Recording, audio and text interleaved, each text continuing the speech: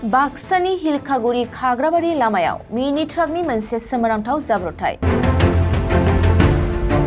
खाग्राबारि आरो हायुङारि मानास हाग्रामासिम फैनाय लामा गेजेराव गंसे मिनि ट्राकनि जाथाया नुजाथिदों। मिथिनाय बादिब्ला खाग्राबारि लामायाव गंसे मिनि ट्राकआ गाव हारसिङैनो ब्रेक फेल जानानै बेलथायदों।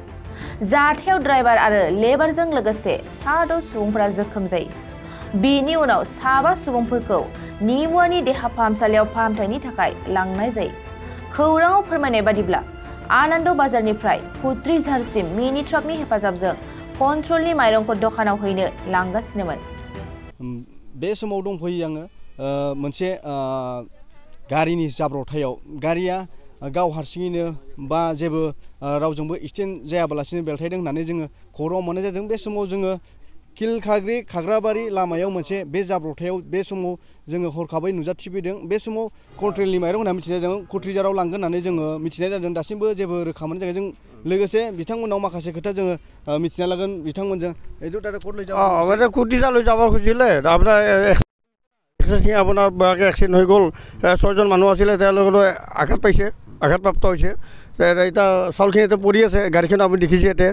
বাছ গাড়ীটো এতিয়া উঠা গাড়ীটো উঠা নাই, এতিয়া গাড়ীটো উঠা নাই। উঠাবলৈ গ'লে আপোনাৰ জিচিপি লাগিব। এইটো ক'ৰ পৰা আনিছে? এটা আপোনাৰ আনন্দ বজাৰ আমাৰ ছ'চাইটিৰ পৰা আনিছোঁ। এইটো ক'ত লৈ যাব? এইটো আমাৰ এই কুত্ৰিঝাৰলৈকে। তাতে আমাৰ দুজনৰ চক্ৰধৰ দাস বাছ আৰু এটা আপোনাৰ আছিল শচীন গোহাৰী। তাতে দুজনৰ আপোনাৰ মাল আছিলে ন। কণ্ট্ৰল চাউল, এইটো কণ্ট্ৰল চাউল হয়। दाबो माखासे खोथाखौ फोरमायना होबाय। गारिया जाबाय हारसिंनो मोनसे जाब्रबथायजों मोनसे एक्सेल जनानै बेलथायदों होननानै जोङो मिथिनो मोनबाय। केमेरामेनजों देखायगासिनो दं। माखासे माइरं लांगासिनो दंमोन। बे रिजाराव बे माइरङा सहैगोन होनना बुंदों आरो आनन्दनिफ्राय लाबोदोंमोन होननानै बुंदों। बे समाव कन्ट्रलनि माइरं होननानै बिथांमोना फोरमायदों। गारिया जाबाय गाव हारसिंनो जाब्रबथाय जानानै हारसिंनो बेलथायलांदों। एक्सेल बायनानै रावजोंबो जेबो एक्सिडेन्ट जायाबालासिनो आरो लोगोसे जिखिनि दुखु मोनदों बा जिखिनि जादों बेखौ मेडिकेलाव लाना थांबाय होननानै फोरमायनानै खोन्थानाय बिथांमोना बुंथियावनो दंमोन होनना बुंदों। কি ক'ব এতিয়া? কি হৈছিলে ঘটনাটো? ঘটনাটো মানে সেনেকৈ ডাঙৰ এক্সিডেণ্টটো ডাঙৰে। আগে পাছে গাড়ী নাছিল, আমাৰ চিম্পল গাড়ী একদম পাল্টি হৈ গৈছে চাপটিং ছিঙি। মানুহ কেইজন আছিলে? মানুহ আমি 6জন আছিলোঁ। অকলে এক্সিডেণ্ট হৈছিলে কি বাগৰি পৰিছে? এনে কি হৈছিল গাড়ীটো? গাড়ী চাপটিং ছিঙি গৈছে। মানুহ এতিয়া কেইজন আছিলে আপোনালোকে? মেডিকেলত নিছে। মেডিকেলত গৈছে। কেইজন আছিলে? 6জন। তাৰপিছত আপুনি কি ড্ৰাইভাৰ? নহয়, লেবাৰে মই। লেবাৰ। আৰু বাকীকেইটা মেডিকেলত গৈছে। মেডিকেলত লৈ গ'ল। কেইজনটো লৈ গ'ল? 4জনটো লৈ গ'ল। এইটো চাউলটো ক'ত লৈ যাব কৈছে? চাউলটো কুত্ৰিঝাৰ। কুত্ৰিঝাৰ কাৰ তাতে? চক্ৰধৰ দাস আৰু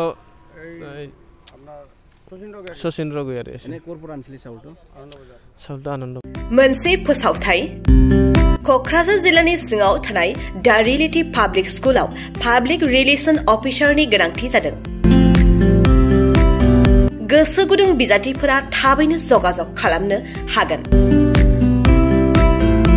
पाब्लिक रिलेशन अफिसारनि थाखाय बिजाथिया इंराजि आयदायाव MA खालामनाय जानांगोन, नङाब्ला मास कमिउनिकेशन एन्ड जार्नालिज्म आयदायाव MA खालामनाय जानांगोन।